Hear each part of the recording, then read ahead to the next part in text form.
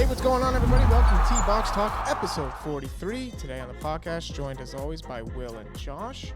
Gonna be going over the Phoenix Open, the Super Bowl. Great game.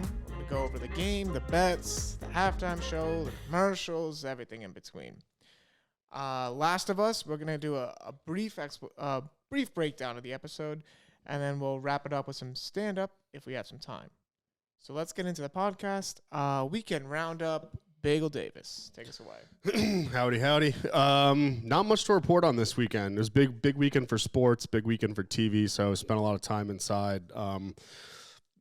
Super Bowl was great. Waste management was great. Only thing I really did outside of that was Marissa and I met her family over in East Providence for dinner. This place called Odinus. Odinus. Home style little Portuguese spot. Is that new? No, it's been around for a while. So it's definitely a hidden gem, in my opinion. The food is great. You can get like a 12-ounce steak, fries, rice. It's very classic Portuguese, but all that food for like $15-20. What makes Portuguese food Portuguese? Is it like a special herbs and spice that they use, or is it like what is Portuguese food known It's for? from Portugal. No, but what is it known for? Like, what are the specific? Does anybody know? Like what are they known for? This place Odinus is very heavy on like steak and fish. Okay. So like that's basically the entire menu is steak and fish. So I don't really know what constitutes what makes Portuguese food Portuguese food. Just like I don't know what constitutes what makes Ecuadorian food Ecuadorian. Yeah. But it's a great spot. Great. I have relatives that are full Portuguese. I think 100%. Yeah. And they fucking love fish, first off. Really? Yeah, fish is big. And then I would say, like, correct me if I'm wrong, it's not chorizo, is it? No, I think that's from Mexico. I have no idea. I just get a big steak with an egg on it, some rice, some French fries, and some sangria. Yeah, that's the thing is, like, really I feel like all food is just a different variation of itself in different places. Yeah. Like, like Portuguese food, I feel like, it could be, if you're in Portugal, the food that you would be getting would just be respective to the livestock that's in the area or the fish that they have in that sea, that part of the sea. I mean, when I went to Peru, my favorite meal was called lomo saltado, and it's literally just steak over French fries. Right. That's exactly. If you did that in America, people are like, what the fuck are you doing? But, that's and that's native to their culture. So that's a very traditional steak and frites is like the Gordon Ramsay UK loves steak and fries. Just like fish and chips. Right. Yeah. Exactly. And it's just different. Yeah, for some reason I feel like in America there's really, like, unless you go to a chain, not many places do steak and fries. It's usually steak and like some type of potato, like mashed or roasted or new potato. Yeah. I think that like you got to go to like UK influenced restaurant. Like Gordon Ramsay, I know at some of his restaurants in Vegas have like steak and fries. Yeah. And he does it on Hell's Kitchen too, steaks and fries, which I think fries are like the ultimate form of a potato. I don't know, you know what I mean? Easily. Why that's not in every single dish in the world doesn't make a lot of sense to me, except when mashed potatoes are done right. Yeah, and I've heard about lomo saltado. That sounds really good. Yeah, it's just another steak and fries variation, basically. I mean, when I went to Italy, when I was way younger, too young to appreciate it, most of like Rome was all fucking bullshit American dishes. Like they basically were doing pasta at every fucking place, just like kind of like here. Mm-hmm. It's like Americanized. But I think if you go towards the water and like more authentic Italian hometowns and whatnot, then you find fish and fresh shit on the menu that's caught in those areas. You know what I mean? Yeah. So it's all respective, I think, to where you are and how authentic the food is. Because to get fucking authentic Portuguese food, I feel like you got to go to fucking Portugal. It was pretty authentic. I mean, my girlfriend's mom it's literally an entire fish. I think it's a piece of cod that they cure in salt. And then they wash all the salt off, and then they just grill the fish right on the grill. That's pretty cool. Yeah. And it comes out like looking like a fish. Whole ass fish. I've actually watched. You ever heard of Google Foods before? Google Foods? Guga Foods. No. He does a bunch of food tests, and I've been watching him for like 5 years. I've watched him blow up. He's huge now, but he does a lot of shit like that where he'll like test different methods on cooking, because you can cook a steak literally in an infinite amount of ways. You can like dry age it in butter. You can dry age it in peanut butter. You can fucking do Salt. Yeah, frosted. Yeah, he did that one actually. Yeah. He did like fried it in crispy fucking or frosted flakes and shit. like Oh, I think I saw that one. yeah, you've probably seen seen that. this Yeah. guy. I mean, he's fucking. He does crazy shit, but. Yeah, I don't like to cook at all, and I don't know how to cook. But for some reason, I love cooking videos. Like when I'm scrolling through It's social addicting. media, I'm like, oh, that looks easy. I can do this. So addicting. My entire TikTok For You page right now is cooking. Yeah. Mostly Jersey Mike's behind the scenes videos. I actually have such a funny video. It's such a funny. I was gonna do it for stand up, but I can do something else. There's something I gotta tell you guys about TikTok. I don't go on TikTok that much, and I don't know what the fuck TikTok really is as far as like how they do their algorithm and whatnot. But the other day, I was on TikTok, and I'm like scrolling down, and they hit me with like this girl that was so beautiful. She was like picture perfect. And it was like a live video, and I was just kind of looking at her.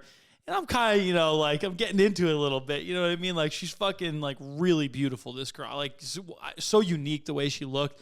And they just hit me with that, right? And I'm, like, kind of getting all worked up. And then I fucking scroll one more time, like, expecting to get another pretty girl. And it's a guy with an 8-inch fucking pimple welt on his back. Oh, absolutely exploding. Yeah. And I was like, what the fuck is TikTok? I mean, if you don't use wild. TikTok and you go on to like the For You page, you're just getting like a bunch of different shit. Yeah, dude. No shit. Yeah. Hot chick to pimple popping. Dude, and this wasn't a pimple. This was a crater. I'm talking like this guy had neglected it for 43 years, and it's just been developing strength year over year. Some people like those videos. I can't do them. Ugh, no, fuck that shit. I can't. Pretty addicting if you get into watching them. Just like I saw this viral video going around yesterday of the massive snakes falling out of the roof, and I got the same video. Oh, because that was coming in. I screamed. I threw my phone. I screamed because I'm very scared of snakes. And this video, and I sent it to a bunch of friends, and I was like, "Is this not the scariest video ever?" And they were like, "That was cool. That was not scary at all." I was like, "Well, I guess I'm scared of snakes." I get scared of the venomous snakes. I don't get scared of anything. No, the big fucking anacondas scare the shit. They are shit out of a me. little bit scary if you're like in person battling an anaconda. No, but like even in a just video, seeing that one. doesn't. No, even the videos can't do it. Colucci, 10 ways to defeat Colucci. Fear guy. Snakes. Yeah, fear guy. One Fear way. guy. One way. Put me in the room with a snake. Just good riddance. I'm out. You and Hard Bam attack. Margera, I guess. Yeah. But anyways, little sidetrack there. My weekend was just playing the new Harry Potter game like there was no tomorrow. I think it's unbelievable. I'm so excited to just lose like 150 hours of my life to this game, and I will be doing it. So pretty much played all that until Sunday when it was just all sports all day. Have you seen any of this video game, Will? Seen a couple gameplay. Yeah. A couple gameplay clips on TikTok. It's not really up my alley, That's you're the king of you're the Elden Lord Colucci, so I know Yeah. I know that game that gameplay style is very up your alley. Yeah, Whereas it's- I'm like a big like first person shooter and like that's it. Yeah, I love open world like grind games where you just like get lost in it and like you're solving puzzles and like doing all this stuff, and the game is just right up my alley, and I love it. Like even if this game wasn't Harry Potter based, I still think it would be good, because I just think it's a good game. I've watched probably like 6 to 10 hours of gameplay right about now. Yeah, because Josh can't get the game because he doesn't have the new console yet. I mean, But- there's that, but I also, it's weird because the Harry Potter game is so cinematic. It's kind of like The Last of Us in a way, because the game is not just a game. Like they're telling an alternate Harry Potter storyline that's never been told They wrote before. a whole story for the and game. and each time you watch it from a different player is a different story. Yes. So yes. that's fucking crazy. I mean, when you stop to think about it, you know what I mean? Yeah, That's because once you choose your house in the beginning of the game, like it changes everything that you do in the game. is that right? Yeah, there's different side missions and stuff for every. So that's a game you could put like you could definitely bank 1,000 hours into if you wanted to, Yeah. and just go. And I will be. That game is so fucking cool, dude. There's no game that has that kind of depth to it. I was just thinking in my head as I watched it, and I was literally thinking about the simplicity of just having enough voice actors and actresses to do all the characters that I have seen up to this point. Insane. I don't know how they. I don't know how they must be using AI or something like that. No, I mean the game's been in development for years, so I mean it wouldn't surprise me. But Andrew, I mean we're talking like thousands of people. Well, a lot of talented voice actors can do multiple different characters that you would never know. Yeah, you might be right, actually. Like Bart Simpson is famously Bart Simpson is a woman, which is crazy. Like you would never, I guess you would never know that unless the you only knew problem that. with that is you have to be able to find that character over a number of characters at random points. Yeah, that you was know what like I mean? That's the issue with a lot of those open world games. Like in Fallout, there's one voice actor does a shitload of the computer players, and like you notice it, and it's like it kind of takes you out of it. Really? But so far in this game, I haven't really encountered like very similar voice actors. So like I'm in it, you know. Like it feels like everything feels like you. I'll give you a little bit of news. I saw that someone released, and I don't know if it's true or not, but there's word on the street that Quidditch is going to be an add-on to this game. Yeah, they're setting it up. They're setting up for that. Like I finally got the broom in the game, so like the way they wrote it off was like, oh, Quidditch is banned for a year. It's like, yeah.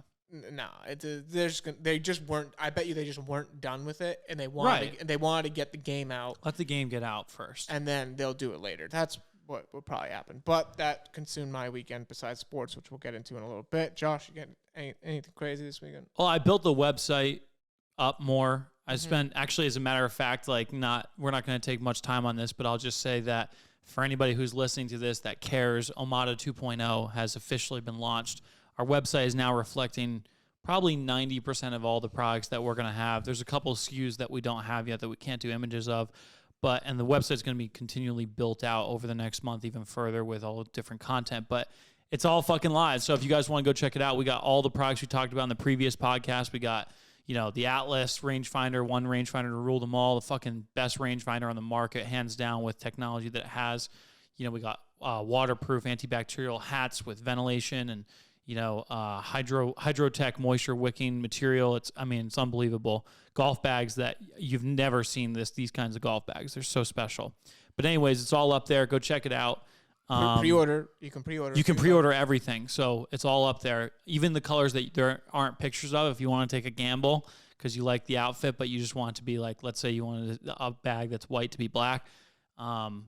Then you can take the gamble on not seeing it until it comes in. Yep. We're going to be running some discounts too on our social media, so please go follow it. And I'm talking big discounts, pre-order discounts, which are unlike any other discounts because they'll be in excess of, I assume it will be probably like between 35 and 40% we're going to give off to do a pre-order. So be there, check it out. It's fucking awesome. That website looks like DJI built a golf company. I mean, that's how cool it looks. Yeah. So that's what I did for the majority of my weekend. And then I was simultaneously watching Harry Potter. I went to Den. I got some, what's the fucking name of it? Bibimbap. You guys ever had bibimbap? No. Bibimbap is when they cook they put rice, vegetables, and meats or whatever you want that is on the menu. They put it in a stone bowl and they heat the bowl up. And so the bowl, they cook all this shit in the bowl because it's just stone. So it comes out as this like super hot stone thing. And the rice gets super crispy on the bottom. And basically the food stays hot the whole entire meal. But the bowl will burn the fuck out of you if you touch it. Is it raw food inside of the bowl? No, it's all cooked food. Oh, okay. But then they put it in there, and the way that it works is you scrape the rice off the edge because it's getting crispy. Yeah. And it's unlike there's a couple of cultures that live for crispy rice, and it is a much different composition of rice that makes it taste so different. That sounds awesome. Yeah, it was cool. Where is that province? Yeah, that's a place called Den, which I think Will knows about. Yeah, they got two locations, I believe. One is more catered towards Korean fried chicken, and the other one is like a bistro style. Yeah, we actually drove by. It's over on it's near Thayer, right? Yeah, or am I wrong? It's literally on Thayer. The Korean fried chicken spot is just off of Thayer, and I think the other spot is on the other side of Province. But altogether, it's a pretty cool meal. I never told you guys about this, but I tried this restaurant a couple weekends ago. I actually met up with a girl who was from Thailand, which was really cool to meet someone from Thailand that was living in the U.S. and to hear her story and whatnot. But one thing that we ate at, we went to this place where they do you sit at your table, and I don't know if this is like how big this is in Korea, because I believe it was, I want to say it was Korean barbecue was like the definition of what we were at. And you go in, and so you're at this table, and they have a big fucking, almost like a butane fire pit in the center. Have you guys ever done that? I went to one of these. Hot pot. Well, hot pot is when it's like a bowl of broth, and you cook your meats. And No, you're right. vegetables It's in the not broth. hot pot. It's not hot. Yeah, I went to a identical place in Portland, Maine, and it's like basically a coal. It's like you're grilling outside. It's like a charcoal grill that they have built. This one wasn't charcoal, but yes, it's that pretty much the way you described it. There's a grill in the center, and you have to cook your own fucking meats and shit. Right, you just order the meat. You order a meat platter. It's pretty cool, but it also was super magnificently distracting. So like you like literally are talking in the conversation, like the meat's just burning the fuck out of it, like right in front of you, and then like you got to have a designated meat cooker. At a place like that, because She if you're took both charge. doing it, you're both like, Yeah, she came in like she knew what the fuck she was doing. She just started throwing meat on the fucking grill, and she was like putting meat on my plate, and she ordered the meat lovers, which I don't even eat red meat. Oh yeah, we got that one too in Maine. Yeah, she didn't get any chicken, so it was just red meat, and I almost feel like it was just fucking red meat. It's like red meat, like Wagyu. Like they give you a bunch of different cuts. I think we did pork belly too for ours. Yeah. We might have had pork belly. Pretty cool experience though. Definitely always looking for new food experiences, and that was one that was very different from anything I've had. Agreed. Yeah. Hot pot's on my list actually. I wasn't a fan, but that's not my type of food. I think you'd enjoy it a lot, though. Yeah. It's like kind of like ramen, right? But like not without like the noodles aspect of it. Where You can put noodles in, I'm pretty sure, right? I guess, yeah. I mean, I've never been to a hot pot. I've only been to Korean barbecue. Really? Yep. Oh, dude, that would be fun to do. Fucking hot pot. Yeah, you should check it. I know you'd enjoy it. I don't like fondue. No, this is not. That's a different type of hot pot. It's like melting pot. There's a place called Melting Pot, which Melting is Pot, fondue. yeah. That's different. There's a hot pot restaurant right off Federal Hill. It's right off one of the side streets. I went there in high school, and I like sat down with my girlfriend at the time, and I spent like $150 on this huge meal and everything, and I walked out, and I was fucking starving. Yeah, melting pot. Marissa's talked about melting pot before, and she did say it was quite pricey. Yeah. They want you paying. You got to pay to play, dude, for sure. But that's going to wrap up the weekend roundup. We'll go into some golf stuff. The Phoenix Open was over the weekend out in Scottsdale? Scottsdale, Arizona. And it lived up to the hype. It was awesome. I was seeing all the clips online. I watched the end of the Sunday's round. I did as well. Yep. Which is funny because I had texted you guys on Sunday morning at like 10 o'clock, and I had not watched any previous day. So when I turned on the golf channel, it was playing the Phoenix Open. So I'm like, oh, shit. I was like, I didn't know it was on already. And I saw like Rom was like 2 strokes behind, and I texted you guys, and I texted my other golf group too. And I'm like, oh fuck, like Rom's gonna pull this off. And then I got a text back saying like, you fucking idiot, that's Saturday's coverage. So I was watching Saturday's coverage for like 3 hours, thinking it was Sunday. John Rahm technically was, but in he it. still was 2 back. Yeah, he was in it, and but that's funny that you watched the other. Took me like 3 hours to figure that out. It's fucking ridiculous, dude. What would happen if you just played one day? If golf tournaments weren't 4 days long, like if they were just one day, I feel like, would you think it would be way more hype? I don't think the best person would win all the time. I think when it's 4 days, the best person, I think, weeds usually, out the week. Yes, exactly. That's why in baseball they play a 7-game World Series. In the NBA they play a 7-game NBA championship. In hockey the same way. Right. And in those series, usually the quote-unquote better team will end up winning. In football, it's different, where it's 1-game playoffs. If you fucked up a couple plays, you're done. Right. But golf, Scotty Scheffler wins it. Boo. Wins the Phoenix Open. It was close in the end. The other guy, Rahm fell back a few strokes. Yeah, but on 16 specifically, on the final day, they all went off the green, and the runner-up had a chance to catch them, and they all... Scheffler saves par, and that was it. The other 2 guys, Rahm and the other guy, bogey, and that was pretty much all she wrote. My 2 personal highlights from the Phoenix Open was shout out Max Savage, the streaker on 16 and 17. Yes. He was fucking everywhere, dude. Yeah. It's ironic account. because I follow him on Instagram too. Do you really? Yeah. So when I saw like the first shred of like coverage on that. I was like, that looks like fucking Max Savage, and sure enough, it was. So I do not know who that is. Is that a golf influencer? No, he's just like a USA. He's like just kind of one of those like general like I don't know how to explain mullet pit viper guys. Like he's an interesting fellow. How many followers does he have? Is he like? Oh, well, it was funny right when it happened, he had like 70,000 followers, and I checked like a couple hours later after it happened, and he had like 75,000 followers. Oh, really? Yeah. So I mean, it's obviously like one of those like Vitali like public, publicity stunts. So that was funny. I think my more golf related, Ricky Fowler's ace on 7 was electric, and Ricky Fowler was my like come from behind guy, so I was really rooting for him. I think he played great. It's great to see Ricky playing, up to the levels that he was at, previously. So anytime anybody hits a hole in one on national TV, it's freaking awesome. I wish it was 16. Yeah, he did it on 7. That was still really awesome. Yeah, I totally agree. And I mean, he was in a Super Bowl commercial, which was fucking way out of left field. I must have missed that one. Yeah. I think I missed it too. Ricky Fowler was in a Super Bowl commercial. It was the I don't even remember which one it was.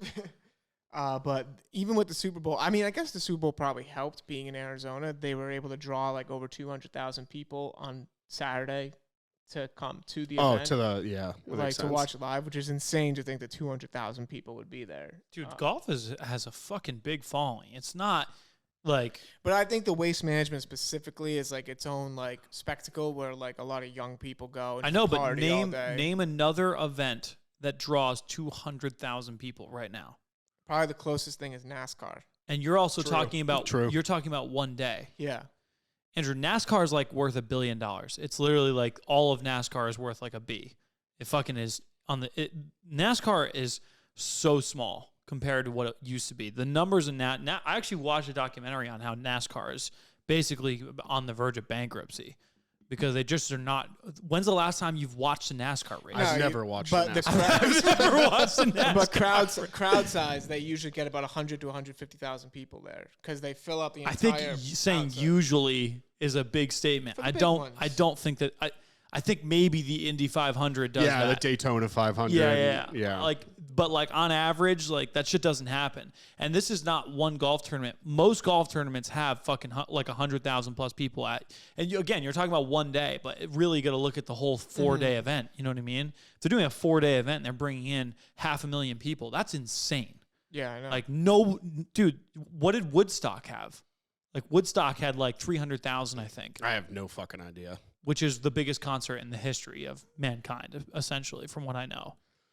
Yeah, but the thing is with this is I think that would kind of suck to go to, unless you had the press pass for 16. We kind of talked about this last week. I think unless you had the VIP pass to be in the 16th hole, where all the bleachers surround the entire par 3, that'd be cool. That'd be really cool to have. But just to go, I don't know. It'd be I mean, I'm all these clips are surfacing now of all the people who passed out at fucking Waste Management or got carted off by ambulances or police involvement, and I'm like, I mean, I guess it's good for golf, but I have never personally been to a tournament that's that level of party. Neither have I. So I can't speak for how much I'd like it actually being there, but in hindsight, watching it from TV, it's pretty fucking fun. cool. Yeah, it's fun, and I love watching clips on Twitter and stuff. I would fucking love that. I've never been to a golf tournament that is lit like that. There's sloppiness. I want sloppy. That to me is honestly the new generation of golf. That's how it has to be.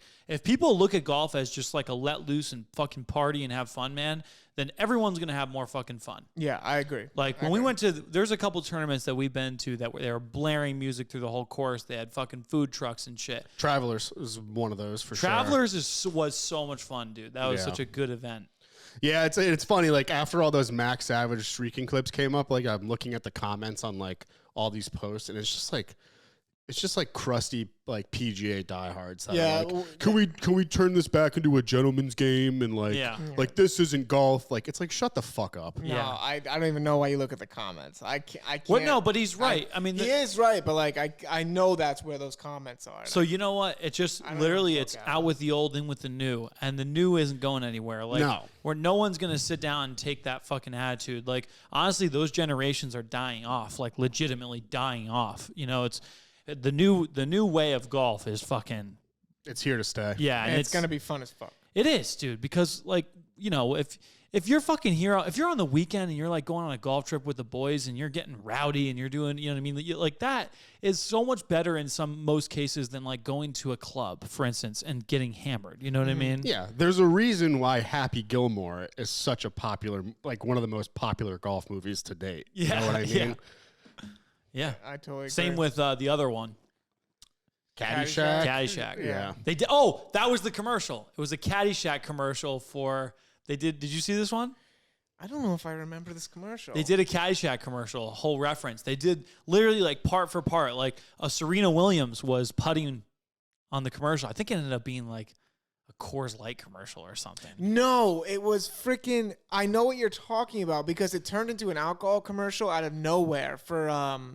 Was it Michelob? No, it wasn't even beer. It was. I don't even remember what the brand was, but it was one of those commercials that was going. It was like funny. Michelob Ultra was Michelob Ultra. Was it Michelob Yeah, Ultra? Serena Williams was playing golf and she hits the putt, and the guy from Succession, Logan. The main guy, he's all grumpy and shit.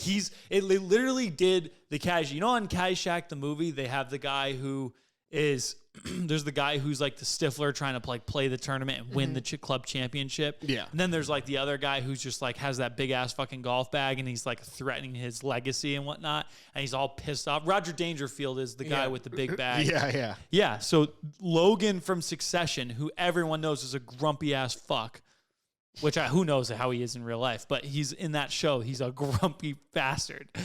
They had him as the guy who wanted to win the club championship, and Serena Williams was beating him like when she would take a sip of Michelob Ultra. It was actually a pretty good commercial. It was hype. Michelob Ultra has really been about the golf community. I don't know what's going on with that. Yeah, they're like on top of it.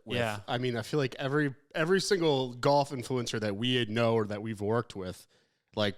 Hole-in-one trick shots. He's, Michelob Ultra athlete. So they're really closely associated with like golf in general right now. And speaking of Super Bowl commercials, I guess we'll segue right into the Super Bowl. Our bets that we talked about on the podcast last week. National anthem went under, which was crazy because when he started, I was like, oh, going way over. Like, not a chance. This guy's going way over. I was timing it myself. And it went under. I was stunned. By how much? I had it at almost 2.3 seconds, but I guess it was like 2.1 or like 2.099 or something like that. Because I had saw like on TikTok or something that some guys had bet that it was going to go 2 minutes and 1 second, and it was like right before that, or 2 minutes and 2 seconds. They had 2:02 and it was 2:01.9. Yeah, there you go. So they didn't hit it. The bets that I saw had it at 2 minutes 7 seconds, and it came like 5 seconds short of that. But the thing is, that's such a high number for the national anthem. It's usually right around that 150 range. So the people who were setting this line probably knew that he was a slow singer, so they set it super high. So that's probably what happened there. I thought it was just over 2, which in my case... No, it was 207. 207, yeah. Oh, so I didn't know that. I thought you said over 2.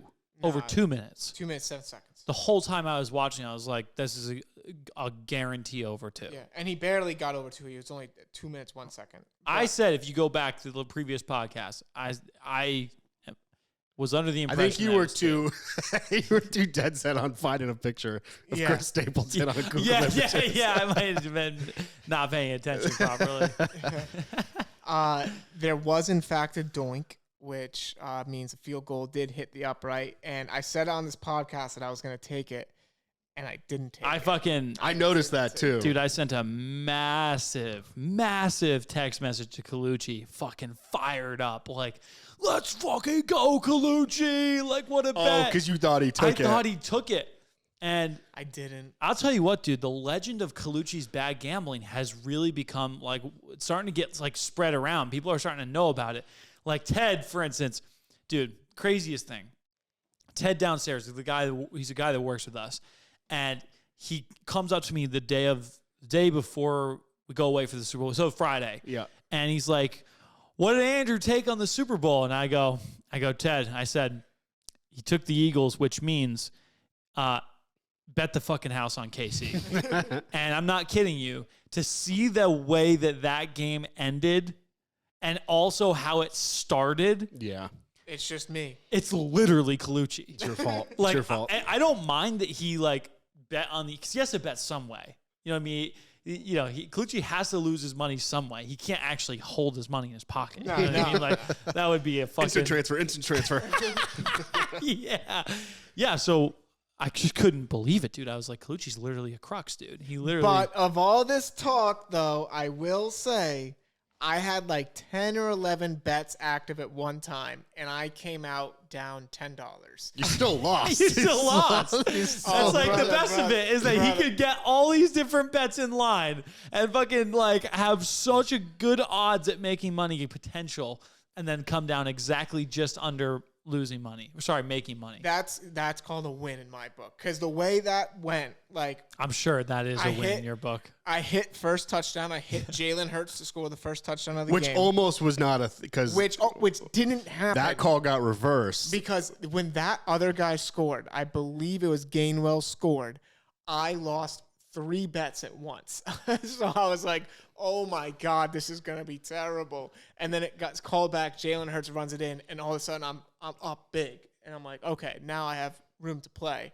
And then the over hit easily. I had A.J. Brown longest reception. So What were the odds on the doink? plus 300. So If you had bet 10 to win $10, 30? Yeah. Oh, Andrew. That would have been a great little piece. That would have been. I would have been up I money. can't believe you didn't take that, dude. You were hyped on that. You brought that into the podcast. Well, You know what's weird? I thought I did. oh, okay. And I checked right before the it's easy to fuck up when you have a lot of bets out like I that. checked right before the game started, and I was Yeah. like, oh, I don't have it. And then Fuck it. I was like, you know what? That destiny. Like, I shouldn't have taken it. If I thought I had it and I didn't take it, I shouldn't take it now. And then, of course, it happened. You can't. The thing is, I can't win. You can't do the inverse. It's only other people that can do the inverse. Exactly. I'm not saying for all people. I'm saying for you. Because if I quote unquote fade myself, that means I'll change my initial thought Right. to be what I want it to be. Exactly. So it's it'll never impossible work. for you to unfortunately do that. So It would screw up the whole space-time continuum. yeah.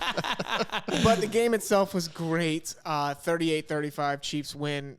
Controversial call in the end. The Eagles player admitted that it was a holding, but even if it is, I still think you hold the flag and you let him kick the field goal and you see if the Eagles can score on the following drive, because that ended the game, essentially, and it ended a fantastic game. And it's weird because like the Chiefs won, but the Eagles, every statistic, they dominated. They dominated yards, time of possession, plays run.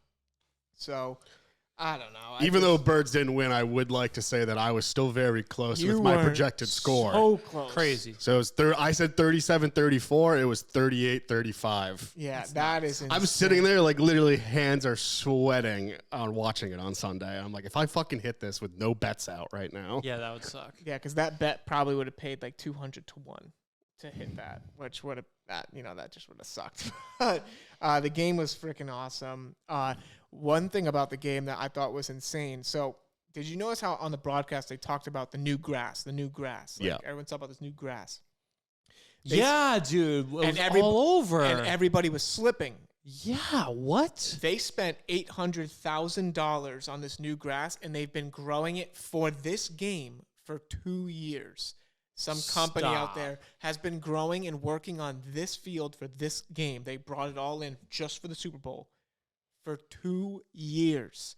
and it was one of the worst field conditions I've ever seen in my life. I know. I literally saw like memes out that were like, all right, we need new grass for the Super Bowl. And they're like, okay. And they're like, we have this. And they're like, all right, has anyone played football on this before? And they're like, no. And they're like, okay, well, what's the price tag? $800,000. Boom, sign the deal.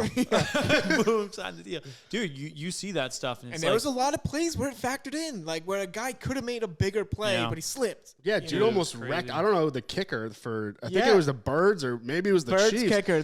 Guy almost rocked his ankle. Was it real grass? It was. I think it's a mix and mix. I think it's like a half and half. What? It's insane what they do. But there's people. It's like the same people who study greens and agriculture. So is that company for just golf going courses. bankrupt now? Like, what happens to a grass company that does the Super Bowl like that and then They basically fuck it up. destroys the whole game? Yeah. I don't know. I don't know what happens. Looked like a fucking ice rink out there. But it was crazy. You can't. I mean, you can't. I can't believe that though, that they wouldn't have tested that before that. You know what I mean? Like, how do you ever get to this? Like, dude, there's a lot of companies that you feel bad for when something bad happens. You know what I mean? Like, there's a lot of small business out there that are fighting it, and you got to fucking appreciate that. And so I don't know what the case is of this grass. But I mean, dude, you're on the Super Bowl. Yeah, one job. You're on the Super Bowl fucking stage. You're giving grass so that the players can do their fucking game. And the whole entire fucking known universe in America is watching this game. And watching the product fail. You're not going to make them play on pavement. Like, the grass is like the most important, potentially the most important thing So about the thing game. is, they have, in Arizona, they have, at their field, they have turf. But a lot of players don't like turf because there's way more injuries because when you're going to make a cut, your cleat won't give away. So if you get stuck in the turf, there's no turf going away. So that's why people tear their ACLs all the time. Okay. In grass, if you cut and you get stuck a little bit, the grass has a chance to like go away and you can move. So that like could save your knee if something drastic like that happened. But in this case, everybody was just slipping out, which was just insane. The field, I don't understand how it happened. I don't know why you would ever debut something at the freaking Super Bowl. Wasn't debut, was it? There was a brand, that field had never been played on. They bring it in piece by piece and they build the field. It's insane. Crazy. But halftime show I thought was great. Yeah. I thought Rihanna killed it. Really? Yeah, oh yeah. Is that you just being like a sweetheart? And No, I loved all their songs. I like all those songs a lot. So just seeing them get played was awesome. I thought that was a shit halftime show. I'm just never into the halftime show, to be honest with you. So. Dude, she was pregnant and she wasn't fucking moving. And it was last year they brought out like 18 fucking of the biggest artists in the fucking known universe. And they had a whole synergistic fucking show and dancing and lights. They brought out Rihanna. She did her song. She still has a great voice. But she's pregnant and she can't move, and they like hoisted her in the air. I thought that was like one of the worst halftime shows. In fact, I think the reason that it was so, So you think the production was poor? No, I just think like that was not a spectacle. Watching her, like, I think the dancers were cool. I like the middle stage, but like, I don't think back to last year. They had 50 Cent, Snoop Dogg, Eminem, Dre. Who else was it? Mary J. Blige. Mary J. Blige. They had one person, Rihanna, and she wasn't even really prepared for the fucking show. I know. It was like I saw like another like meme or something like there was gonna be that one guy or someone at your Super Bowl party that like halfway through the performance was like, Is Rihanna pregnant? Yeah. Dude, she's like holding her baby. Dude, you guys didn't see the meme that went fucking viral? There was like 100 memes that went viral. No, sorry. It wasn't a meme. There was literally there's these two girls and one of them is like kind of looks like Rihanna. You didn't see this video, Andrew? It got sent into one of our group messages. It's a little video and it's Rihanna. Oh, I did see it. It's some girl up on a chair with some other girl like doing somersaults all around Rihanna as she sits there and like rubs her stomach and sings her songs. Like that's not a show. I like the music. I don't care. You would have liked. You're one of those people. You just would have liked whatever they threw. Yes. Whatever they put up there. You're an optimistic. Not optimistic. I have never shit on a halftime. Like I don't. Yeah, you're glass half full. You don't look at. You just look at that. You're like, neutral. Yeah. Yeah. It was something the that Super Bowl is like my favorite thing ever. Right. Like you just were hyped to be a part of whatever they were putting together. Yeah, 100%. I did see like that one of the dancers on one of those top platforms, and they hoisted them really high, almost fell off. No, Really? fuck that. Yeah. Fuck that. They Yeah. were wobbling. They a bunch. she tripped up a little bit. I don't know if it was here. She tripped up a little bit and literally was grabbing the corner of the platform. Dude, that scared. How high was it? Oh man, probably 100 feet in the air. No, Yeah, it was easily. not. 50 to Some of 100 those feet. were, Yeah, yeah, it was some of it those was were one of the way up. top platforms. She wasn't strapped in though. I bet She you was she's strapped in. somewhat She was I- probably they- strapped in. probably I mean, probably. There's no way that they would have let someone go up 100 feet and not be strapped in. Yeah. No way. Because they were wobbling too. It's not like they were that still. No. Yeah. Either way, still scary. Would not. They don't wanna be even up do there. that at fucking circuses. Like that's not Cirque du Soleil doesn't even typically And it's let also someone go up since there. the Owen Hart thing in the WWE. I think there's a lot of precautions now with performers Yeah. coming in from roofs and stuff. Owen Hart, I believe it's Owen Hart. I hope I'm not getting that wrong, but there was a malfunction when he was supposed to be coming in from the roof into the ring, and he just free fell and died in front of everybody. And so ever since then, I think there's been new things in place to make sure actors who are getting suspended like that, That makes sense. there's precaution in place. But halftime show, I liked it. Josh didn't. Whatever. Commercials. Nothing really stood out. To me. Yeah, I've got nothing to say about the commercials. 2 Jesus commercials. People were which is lazy as wild. fuck, Yeah, those were one of those commercials was funded by a massive hate group. So I'm not going to get into those commercials, but Yeah, it's it wild. was just yeah. And all then right. the dog food commercial I thought was great. Very sad but good. The Will Ferrell electric cars commercial was really fun. That I was didn't pretty even funny, see that yeah. one. The only one that fucking mattered is the Disney one. The Disney one was great. Disney Me and one Josh brought were me to talk- tears. Yeah, the Disney one me and Josh were talking about was an awesome commercial. It's just a huge nostalgia commercial. They did one commercial that was kind of interesting is that, Logan Paul. Yeah, he had the first commercial of the Yeah. night. That's right? a big fucking cost commercial, I'm pretty sure. Right after the national anthem, before kickoff, that is a huge spot. Everyone's watching. Because everyone's sitting on their couch with their food. I and was drinks. just reading online that it was just $7 million for an ad spot. On the Super Bowl for 30 seconds or a minute? Up to $7 million for 30 seconds. Yeah, and then the minute was probably 14 It's funny because million. that's kind of a bullshit number. That's not. I don't think that's a very. I think you can only do that if you are someone like Prime, where you have the ongoing value of locking customers in over a lifetime value. Well, I think think about it. All the commercials on the Super Bowl are usually major companies. So that's the only people who can afford it. And the exposure is insane. But it's crazy because someone put a tweet up online. It was a couple weeks ago. I was looking at this, and Mr. Beast commented because there's 100 million people watching the Super Bowl apparently, which are thereabouts, and they're charging $70 million for 30 seconds. And 70 or 7? Sorry, 7 million for 30 seconds. And Mr. Beast comments, and he's like, "Someone, hey, hit me up if you want to spend less than 7 million for over 100 million views." Yeah, that makes sense. Yeah. Will just almost died. Yeah, I'm breathing. Yeah. So you could hire Mr. Beast and get over 100 million views, or you could watch the Super Bowl. Yeah, I guess that's one way to put it. But yeah, nothing really stood out to me for commercials. I also, when I'm really into the game, I had some big bets going on the game. When I'm really into the game, I'm not really focused on the commercials at all. As soon as it goes to commercial, I'm on Twitter watching clips from the game and watching replays and studying things. There was one I kind of liked, which did you see the one where they started out with Coors Light, and then it turned into a Bud Light, and they were fighting. no, right? not Bud Light. It was Coors Light. They were like, "This is a Coors Light commercial," and they were like, "This is all these different things." And they were fucking huzzying around the room and shit. And then it goes to went from Coors Light to Was it Michelob? it's the same company owns the three of them. Whatever, there were 3 beers. Anheuser-Busch? Oh no, it was probably Coors, Miller Lite. Yes, I think so. And then they all got knocked out. They all got knocked out. And this is a Blue Moon commercial. I thought that was at the pretty last cool. second without saying anything. Yeah, just yeah. they didn't. It was just by the way, it's Blue Moon. I like those types of commercials. I remember that one. That was pretty funny. But yeah, other than that, it was just a great night.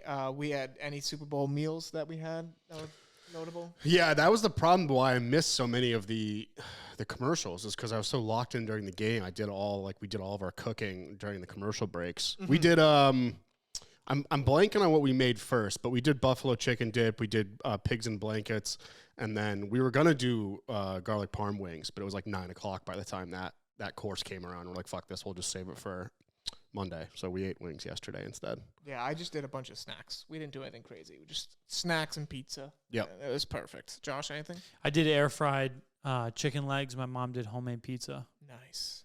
Yeah, it was pretty good actually. The air fryer just like I bought a vacuum bag thing, so now we can like marinate shit. Is that what souffles? Sous vide? No.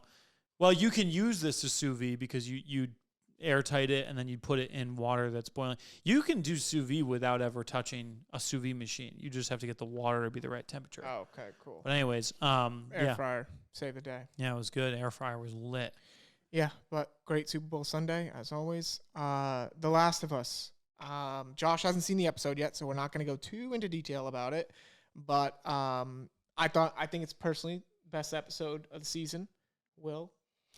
I don't think it was personally. I don't think it was the best episode of the season. But again, they didn't miss. It was another great episode. Regardless. Your meme that you posted on Instagram, it was so fucking funny. The Larry David meme. Fuck you, and I'll see you next week. Yeah, because it was. You'll understand it once you see the episode. But oh my god, I was dying laughing when I saw that. But yeah, Last of Us was great. Poker Face was good too. I watched Poker Face. How many episodes? 1. Oh, you just watched the first episode? It's an hour and 20-minute episode, I know. so I was like, I might as well watch a movie. I thought the newest episode was probably my least favorite I would so agree. far. I would agree, Yeah. but I still think it was good. I Still just good. like the show. So far, I'm pretty not a big fan of Poker Face. to be Well, honest. the first episode is actually the main story. Then it gets into side episodes, which is good. The side episodes, everything after the first episode is better than the first episode. Oh, really? Side quest, yeah. Oh, yeah, good. it's a bunch of side quests. Yeah, because the first episode is like the way it all played out was I liked the way it was filmed. I thought Yeah. that was cool.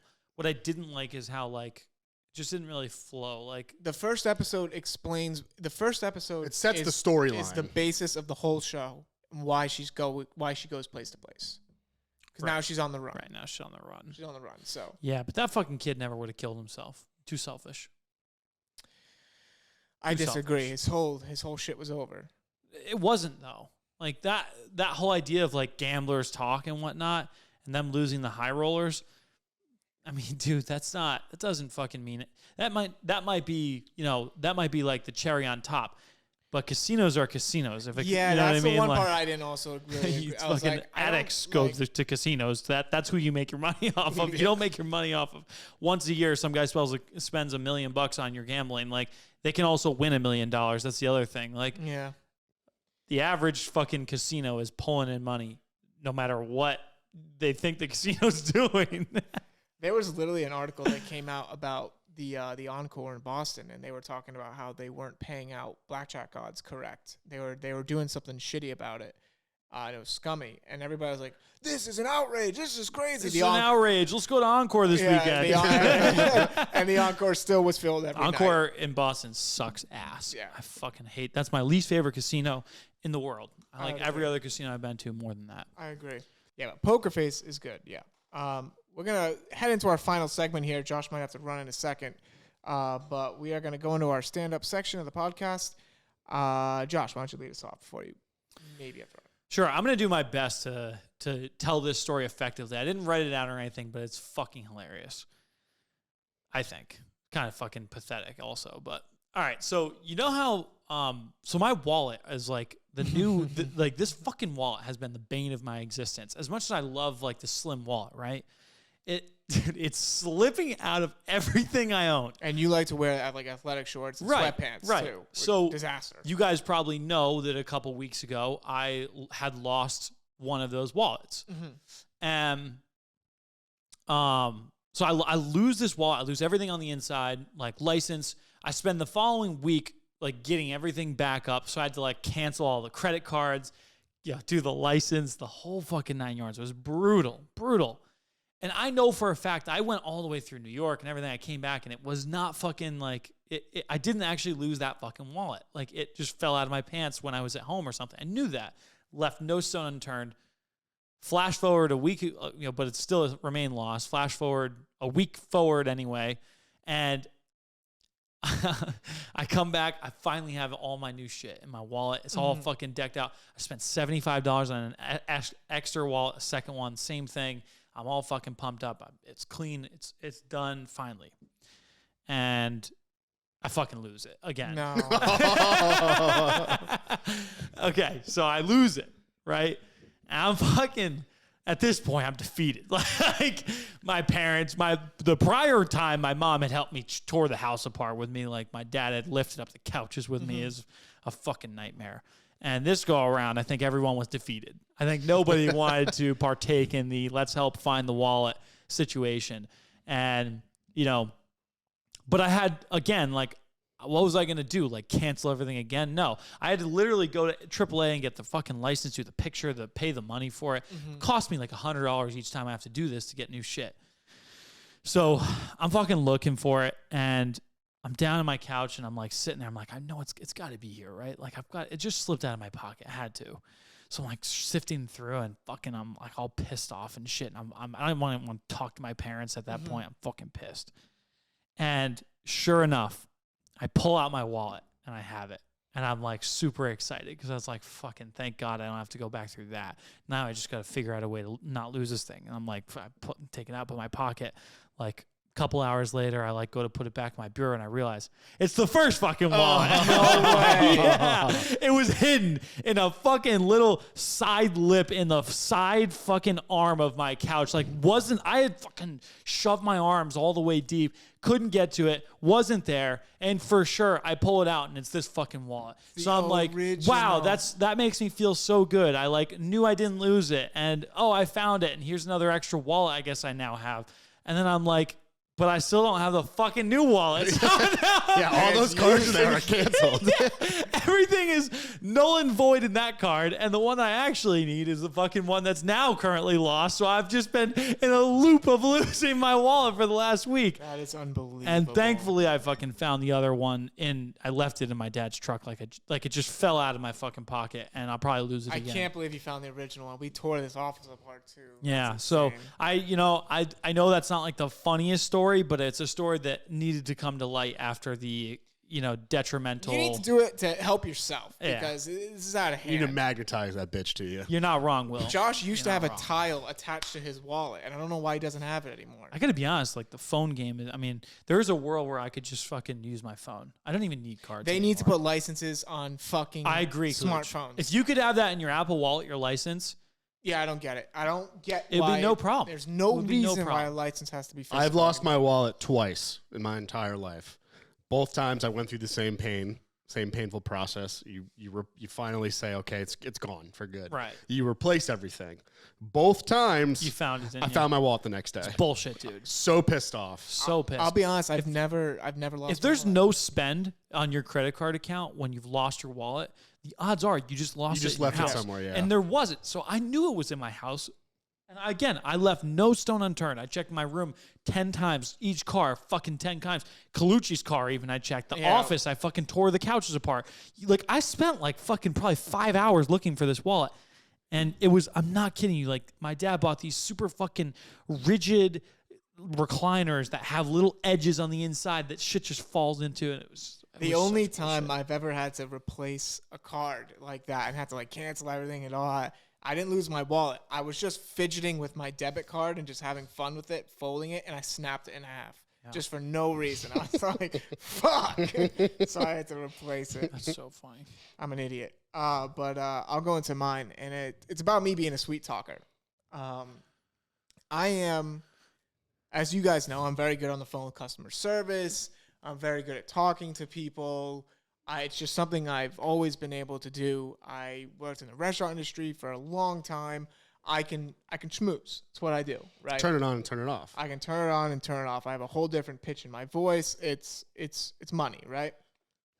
So in college once, it was the last weekend of the year, and it's the big festival where everyone's drinking around campus and having a good time. We're coming back from a party to campus, which is a dry campus. And I'm with a hockey player, and the hockey player had a couple beers in his backpack, and he knew that he couldn't get in trouble, and I knew that too. And I was drunk, so I had confidence. I was like, I'll take him. So we get out of the car. Of course, we get searched because it's that weekend where everybody's getting searched coming back onto campus for booze. I go down for the 2 beers. I'm like, okay, whatever, not a big deal. I covered for my friend. I didn't want him to get in trouble with the school, with the athletics department. I was like, okay.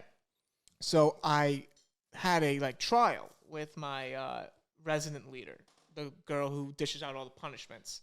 And we talked for like a half hour. And this is where my schmoozing came into place. And I was like, we were talking about how I was a bartender and she was in the service industry and all this stuff. And we were laughing, talking about the semester, talking about the summer coming up. So in my head, I'm like, I got this girl hook, line, and sinker. I'm not getting in trouble.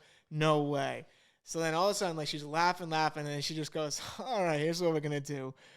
You're fined $100. You're on probation all of next semester, and you have to write a report on the 50 effects of alcohol abuse. And I was like, and I laughed. I was like, oh, okay, yeah, no. And then she was like, no, I'm serious. And her whole tone changed. We talked for a half hour. I had her dying laughing. And then she flipped on me just like that. She turned the tables and schmoozed you. And she turned the tables on me, and I was on probation the whole next semester. Had to pay the fine. I never wrote the paper, but yeah, that was how I thought my sweet talking was good, and it wasn't. That's a good one, Colucci. I actually think that's a cute story.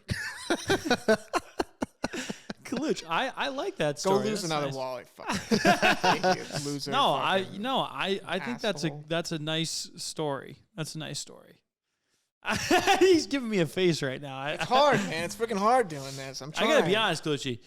There was definitely a stint that you went on, and you were lighting it up.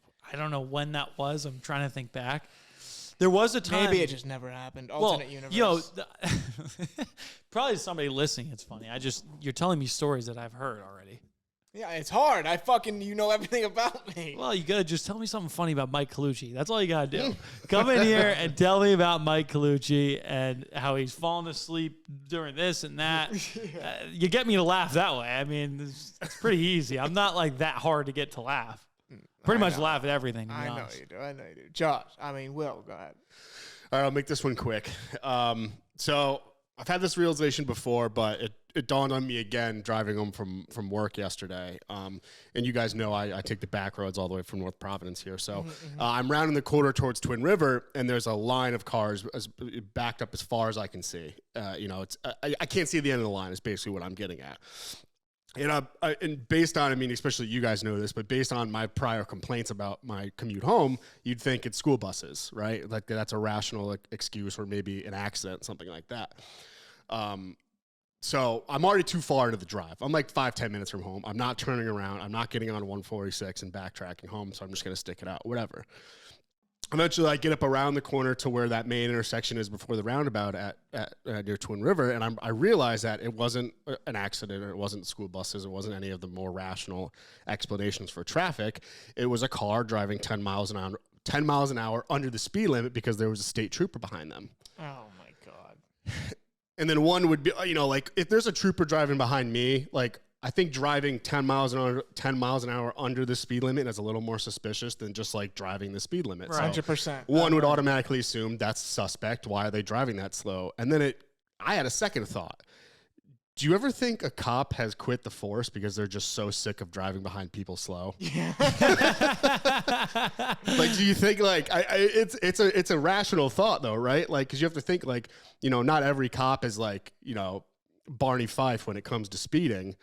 But you got to guarantee that 90% of the places they go, they're driving the speed limit or under it. Yeah. Unless they throw those lights on. And everybody in front of them is also driving under the speed limit. Yeah. So they can't get pulled over. Yeah. Even if you're ahead of the pack and that cop car's 5 cars back, you're still going to drive the speed limit, right? That's crazy. I never thought about that. And stopping short and be like, oh, that was a cop. I fully believe that is they would look at that and think that one of the few perks that you really get as a police officer, not one of the few, but one of the perks of being a police officer is you can flick those lights on at any point. Just fly. I would bet $1 million on it. I bet $1 million that the average cop flicks those lights on whenever they want to go somewhere fast. 1,000,000%. If I was a cop, I'd be done in 2 weeks after driving behind people. That's slow. I'd just be flicking the lights on. I would just be fucking abusing the shit out of the lights. What a fucking stupid thing to abuse. It's not. You're not harming anybody. You're not fucking I'd say go for it. You want to fucking use the lights? Go for it. You do. I don't know. There was one time where no damage happened or anything, but I like I saw the lights get flicked on and like the opposite lane coming at me. So I, did the thing where you pull over and the girl behind me just didn't see it and just went right into the back of me. But like we were going slow enough where there was like literally. She hit you?